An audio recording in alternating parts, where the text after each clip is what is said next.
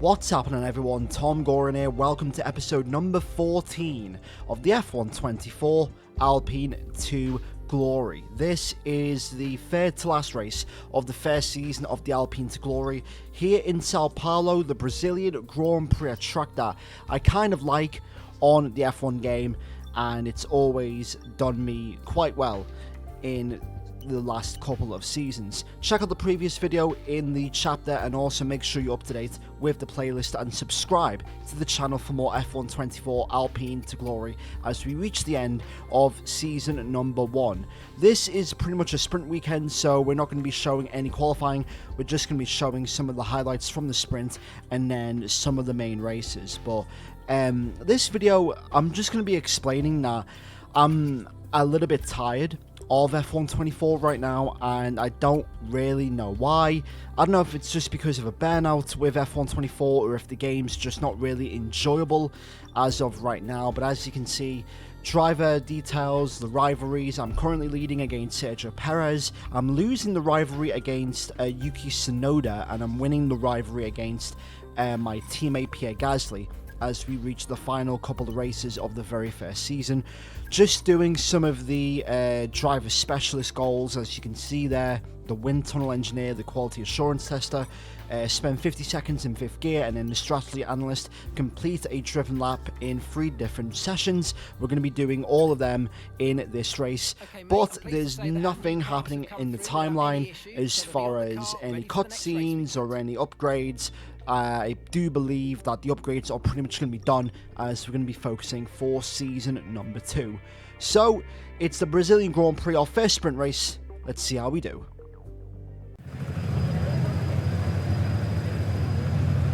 Here we go then, the formation lap is underway ahead of today's sprint.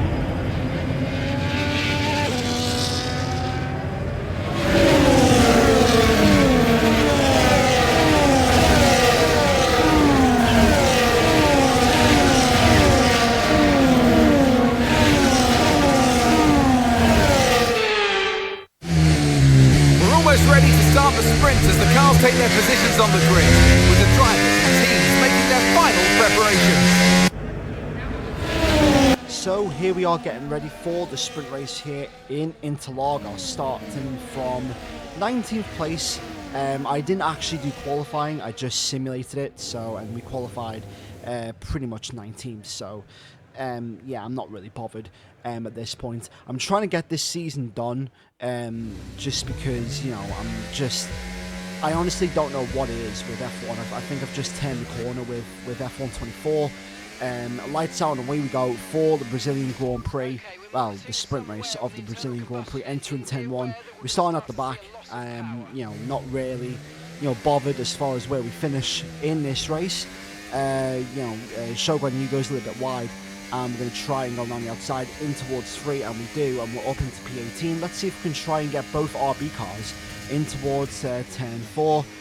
Shogun Yu makes a 3 wide. I don't know why he's trying to make a 3 wide there. Very, you know, pointless move from the AI. And I don't know. I've turned the corner with F124 to the point where I'm not really bothered about it, to be fair, as we make a massive lunge on Logan Sargent.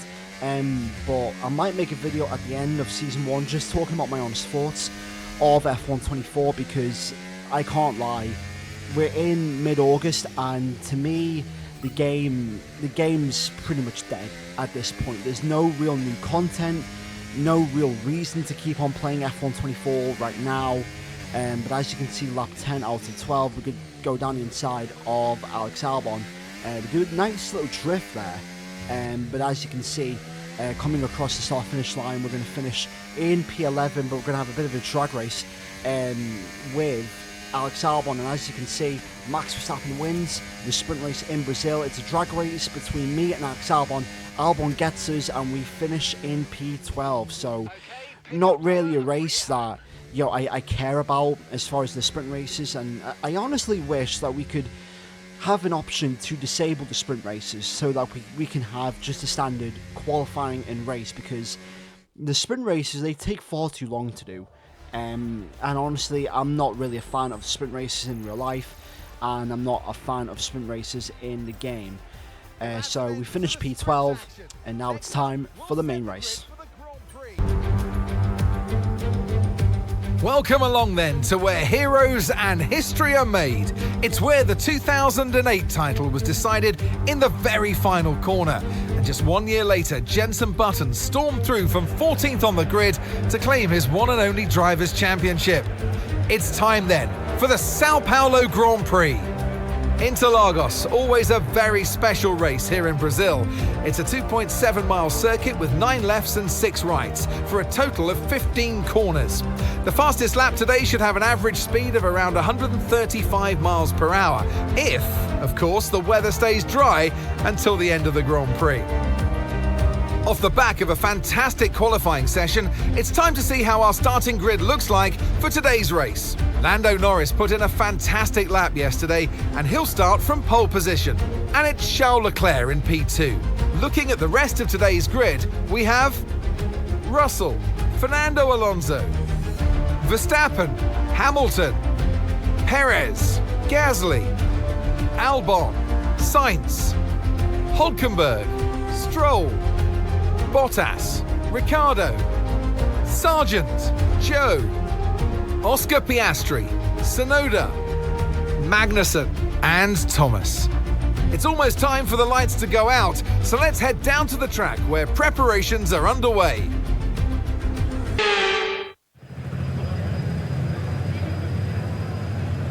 The formation lap gets underway and every driver will be looking to settle in for the race ahead, making sure that their car is ready for the battle once the lights go out.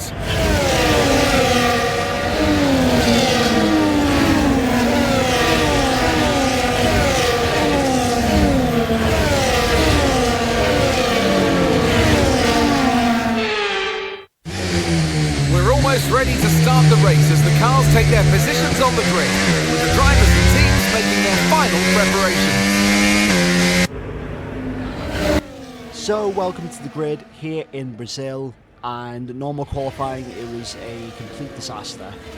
20th place, 4 temps away from 19th, on 105 difficulty, one of the worst sessions I've had on this game when it comes to no line. And I think the whole reason why I'm not enjoying F1 24 is because of my no line progress. Anyway, getting ready for 5 red lights for the third to last race of Season 1 in Brazil. Lights out and away we go. Decent start there from Yuki Tsunoda. Bad start there for Oscar Piastri entering 10-1. How is Oscar Piastri down in 16th? I have no idea. He must have got held up or something in qualifying, but we go around the outside of Yuki Tsunoda in towards turn 3, and we're in 17th.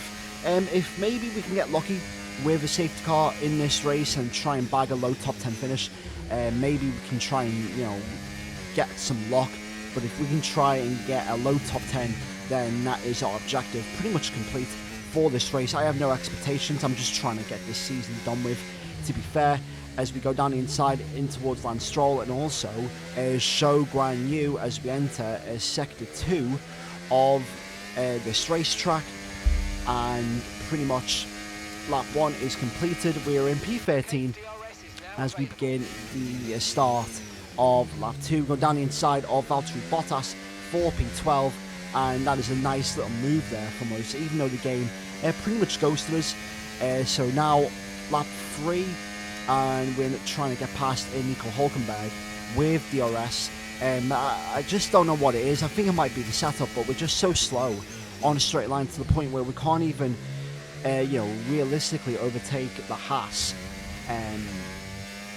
on F1 24. And I don't know if it's because of our engine speed or if it's just our setup.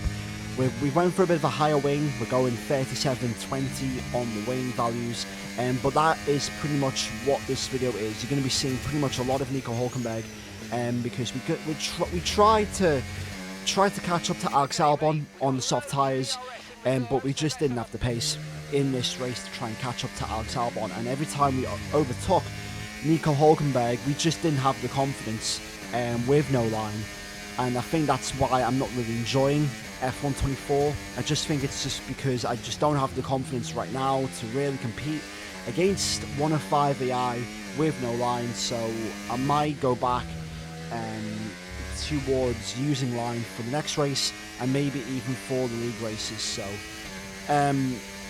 but yeah, I'm not really enjoying F1 24 as far as the current game as it is right now. Nothing's really enticing me to really play this game, and yeah, I'm finding it hard to really do these races. As you can see, 11.3 on lap 11, and as you can see, once again, as we transition towards the end of lap 11, we're just stuck behind Nico Hülkenberg. I'm not gonna lie, I didn't really want to do this race, to be fair, and the reason why I didn't want to do this race, I'm just burnt out, to be fair. That's all I can say. Lap 14, we're ahead of Nico Hülkenberg, and we're going to try and execute. Actually, no, we're not. We're not going to try and execute an undercut because Nico Hülkenberg is going to overtake us once again.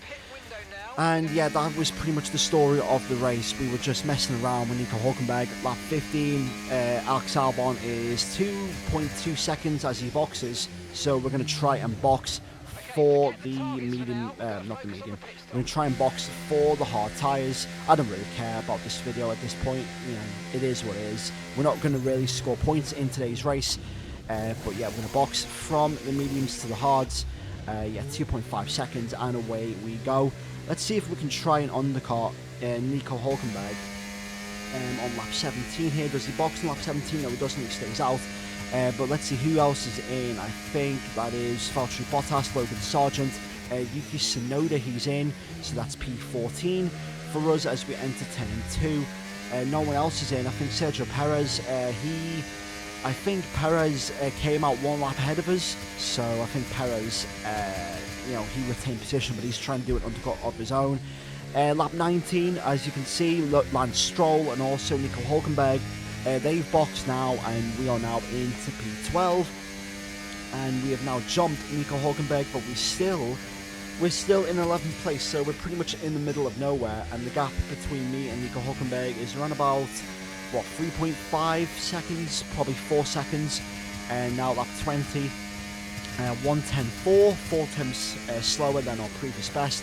Nico Hülkenberg's, what, 3 seconds behind us, and as you can see on the next lap, 10.5. You know, so it's pretty much even pace. That previous lap at 10.9, we kind of made a mistake there, and pretty much in the second half of this race after the box, yeah, our driving just fell off, to be fair, and yeah, I didn't really care about this race. Down the inside goes Nico Hülkenberg for P11, and yeah, it's just one of those races where nothing really happened, and this was just the moment of the race. 3 laps to go after this lap, and as you can see, I tried to make a move on Nico Hülkenberg. As you can see, pretty much right now, I've got Lance Stroll chasing me. He's going to try and overtake me. It's going to be 3 wide in towards turn 1. I pretty much half-arse it, make contact with Nico Hülkenberg, and yeah, half spin, and I go into the wall with Lance Stroll, and I just pretty much decided to leave it at there, call it quits, and retire the car. DNF. And yeah, it was just one of those races. And in the end, there was no stopping. Max Verstappen, he takes victory.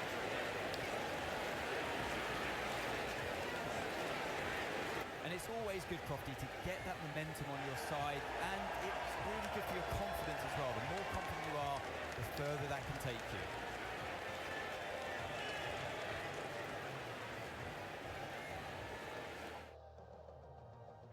Red Bull put up an outstanding fight for the front position today, and it's great to see it paid off for them. They do so much for the sports that you can't help but be delighted by today's race win. So Max Verstappen wins in Brazil. He extends his championship lead over Charles Leclerc with 2 races to go in Qatar and also Abu Dhabi. As far as us, yeah, not really a weekend to remember, I'm not gonna lie. You know, pretty much not really having the one practice session for this race, and just having that mindset and just the feeling of, you know, not really being bothered to do this race. Yeah, so at least Pierre Gasly scored 6 points. He scored 9th, so yeah, 2 points into his name, and I think he scored 4 points in the sprint race. We fall towards 5th place in the Drivers' Championship. Gasly is in 11th, and we drop towards 5th in the Constructors because I think Mercedes overtook us, I do believe. But yeah, I'm just trying to round out the first season right here. Verstappen beats Charles Leclerc, and now he takes the lead of the Drivers' Championship with 2 races to go. Yuki Tsunoda, we're drawing with Tsunoda in the ratings rivalry. No one really cares about that. We go to 84 Racecraft, 80 Awareness, 82 Pace, and we fall to 78 Focus, but we do gain an RTG rating of 82. Same recognition, we don't really gain anything on the power unit, but we do gain on the strategy analyst, the wind tunnel engineer, and also the quality assurance tester. But that is that for episode 14 of the F124 Alpine to Glory. If you did enjoy this video, make sure to hit the like button, subscribe to the channel for more F124 content as we round out the end of the very first season. Thanks for watching, make sure to leave a like, share, comment and subscribe for more F124 content, and I'll see you all in the next video in a bit.